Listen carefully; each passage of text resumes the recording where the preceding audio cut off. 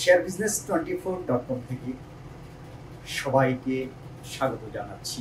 আজ কিছু তথ্য তুলে ধরব, তার আগে কিছু কথা বলে নিই। শেয়ার বিজনেস 24.com একটি সরকার নিবন্ধিত অনলাইন নিউজ পোর্টাল। এই নিউজ পোর্টালের চ্যানেলটি শেয়ার বিজনেস 24.com। সুতরাং এখানে যেসব তথ্য তুলে ধরা হয় সেগুলো কিন্তু সম্পূর্ণ নিশ্চিত হয়ে এবং কিছু কিছু তথ্য নেওয়া হয় বিভিন্ন গণমাধ্যমে প্রকাশিত প্রতিবেদন থেকে এবং বাজার বিশ্লেষকদের সেই তথ্যগুলি আমরা তুলে ধরে থাকি। প্রিয় সাবস্ক্রাইবার, আপনাদের নানা সময় আমরা একটি বিষয় লক্ষ্য করেছি যে আপনারা বিভিন্ন প্রতিষ্ঠানের সম্পর্কে জানতে চান। আমরা সেই উদ্যোগের অংশ হিসেবে আমরা এখন মৌলভিত্তির ভালো কোম্পানি এবং দুর্বল কোন কোম্পানিগুলো এবং কোন কোম্পানিগুলোর বিরুদ্ধে কারসাজির অভিযোগ রয়েছে, দুর্বল সেই প্রতিবেদনগুলো নিয়মিত তুলে ধরার চেষ্টা করব। তারই অংশ হিসেবে আজ আমরা ব্রিটিশ আমেরিকান টোবাকো প্রতিষ্ঠানটি নিয়ে আলোচনা করব। আশা করছি আপনারা আমাদের চ্যানেলটি সাবস্ক্রাইব করে পাশে থাকবেন। আমরা আপনাদের পাশে সবসময় আছি এবং থাকবো। আপনাদের যে ভালোবাসা, আমাদের এখন 5,000-5,500 কাছাকাছি সাবস্ক্রাইবার। আশা করছি আপনাদের যদি সহযোগিতা পাই আমরা আরো নানা ধরনের উদ্যোগ নেব এবং আপনাদের সাথেই থাকব। তো আমরা আজ ব্রিটিশ আমেরিকান টোবাকোর তথ্যগুলো, যদিও রিপোর্টগুলো একটু বড় হবে, তবে ধৈর্য ধরে যদি তথ্যগুলো জানেন তাহলে আপনাদের আশা করছি উপকার হবে। ভালো লভ্যাংশ ঘোষণার ফল পাচ্ছে ব্রিটিশ আমেরিকান টোবাকো।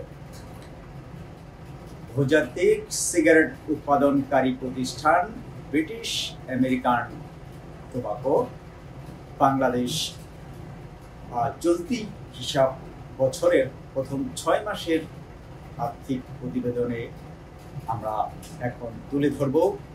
সেই প্রথমার্ধে কিন্তু আয় প্রতিষ্ঠানটির বেড়েছে 5.23%। তবে আলোচ্য সময়ে কোম্পানিটির কর পরবর্তী নেট মুনাফা কিন্তু কমেছে। কোম্পানিটির আর্থিক প্রতিবেদন সূত্রে এসব তথ্য জানা গেছে। রাজনৈতিক পট পরিবর্তনের পর 4 আগস্ট ব্রিটিশ আমেরিকান টোবাকো কোম্পানিটির শেয়ার দর ছিল 322 টাকা 10 পয়সা। সেখান থেকে টানা দর বেড়ে 15 আগস্ট দর দাঁড়ায় 427 টাকা 90 পয়সায়। অর্থাৎ 11 কার্যদিবসে এই শেয়ারের দর বেড়েছে 105 টাকা 80 পয়সা। আজ মঙ্গলবার যখন আমরা এই ভিডিওটি করছি তখন সর্বশেষ এই শেয়ারের দর ছিল 405 টাকা 10 পয়সা। বাজার সংশ্লিষ্টরা বলেছেন যে সাম্প্রতিক বছরগুলিতে ভালো লভ্যাংশ ঘোষণার প্রভাবেই শেয়ারটির চাহিদা বাড়ে। পাশাপাশি কোম্পানিটির বরাবরই ভালো মুনাফা দিয়ে থাকে। এ কারণে প্রাতিষ্ঠানিক এবং বড় বিনিয়োগকারীদের বড় একটি অংশ এই কোম্পানিটিতে বিনিয়োগ করে থাকেন। আর যখন রাজনৈতিক পট পরিবর্তন হলো তখন কিন্তু এই শেয়ারেই সবাই ঝুঁকেছেন।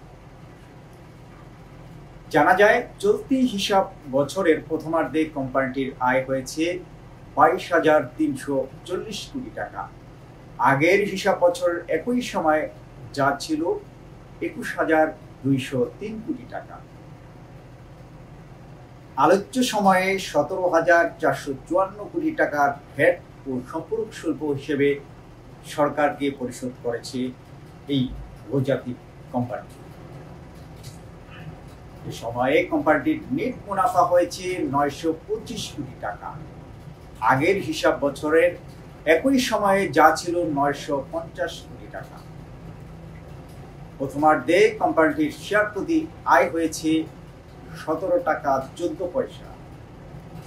আগের হিসাব বছরের একই সময়ে যা ছিল 17 টাকা 59 পয়সা। চলতি হিসাব বছরের দ্বিতীয় প্রান্তিকে কোম্পানিটির ইপিএস হয়েছে 9 টাকা 48 পয়সা। আগের হিসাব বছরের একই প্রান্তিকে যা ছিল 9 টাকা 14 পয়সা। গত 30 জুন শেষে কোম্পানিটির শেয়ার প্রতি নেট সম্পদ মূল্য বা NAVPS দাঁড়িয়েছে 106 টাকা 47 পয়সা। আর্থিক প্রতিবেদন অনুসারে 31 ডিসেম্বর সমাপ্ত 2023 হিসাব বছরে কোম্পানিটির শেয়ার প্রতি আয় হয়েছিল বা EPS হয়েছিল 33 টাকা 11 পয়সা। আগের হিসাব বছরে যা ছিল 33 টাকা 10 পয়সা, অর্থাৎ 1 পয়সা বেড়েছে। গত বছরের 31 ডিসেম্বর শেষে কোম্পানিটির শেয়ার প্রতি নেট সম্পদ মূল্য বা NAVPS দাঁড়িয়েছে 99 টাকা 33 পয়সায়, অর্থাৎ সম্পদ মূল্য কিন্তু শেয়ার প্রতি কিছুটা কমেছে। আগের হিসাব বছর শেষে যা ছিল 76 টাকা 27 পয়সায়। আলোচ্য হিসাব বছরে শেয়ার হোল্ডারদের 100% নগদ লভ্যাংশ দিয়েছে কোম্পানি। এর আগে 2022 হিসাব বছরে শেয়ার হোল্ডারদের জন্য 100% চূড়ান্ত নগদ লভ্যাংশের সুপারিশ করেছিল BATBC পর্ষদ। আলোচ্য হিসাব বছরে কোম্পানিটির EPS হয়েছে 33 টাকা 10 পয়সা। আগের হিসাব বছরের একই সময়ে যা ছিল 27 টাকা 72 পয়সা। 31 ডিসেম্বর 2022 শেষে কোম্পানিটির NAV দাঁড়ায় 76 টাকা 27 পয়সা। আগের হিসাব বছর শেষে যা ছিল 68 টাকা 13 পয়সা। 2021 হিসাব বছরে বিনিয়োগকারীদের মোট 275% লভ্যাংশ দিয়েছিল কোম্পানি।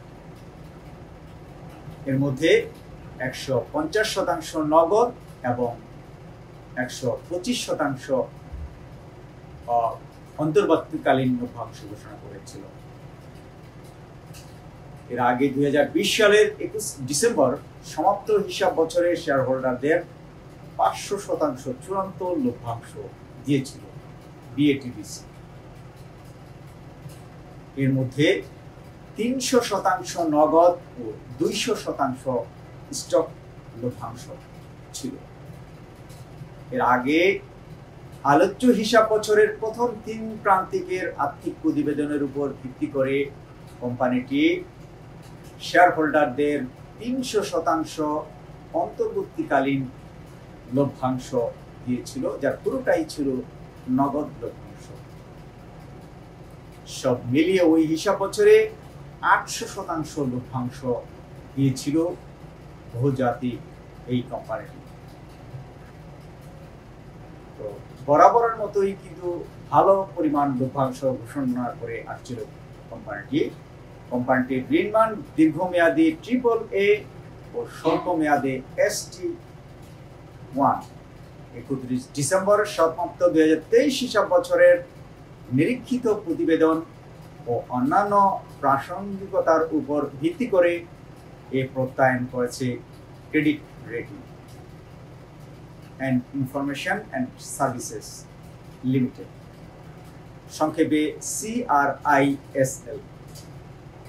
এই ছিল ব্রিটিশ আমেরিকান টোবাকো সংক্রান্ত প্রতিবেদনটি, এবং নিয়মিত এ ধরনের তথ্য আমরা তুলে ধরব এখন থেকে। আশা করছি আমাদের চ্যানেলটি সাবস্ক্রাইব করে এবং লাইক, কমেন্টস এবং শেয়ার করে অন্যদের দেখার সুযোগ করে দিলে মূলত আপনাদের সবারই উপকৃত হবে। কারণ ভালো প্রতিষ্ঠান ভালোভাবে আসুক, খারাপ প্রতিষ্ঠানের তথ্যগুলো জেনে সেই প্রতিষ্ঠান থেকে যাতে নিঃস্ব না হয় সেই ব্যাপারে সচেতন হোক, এটাই আমাদের লক্ষ্য। সবাইকে অসংখ্য ধন্যবাদ।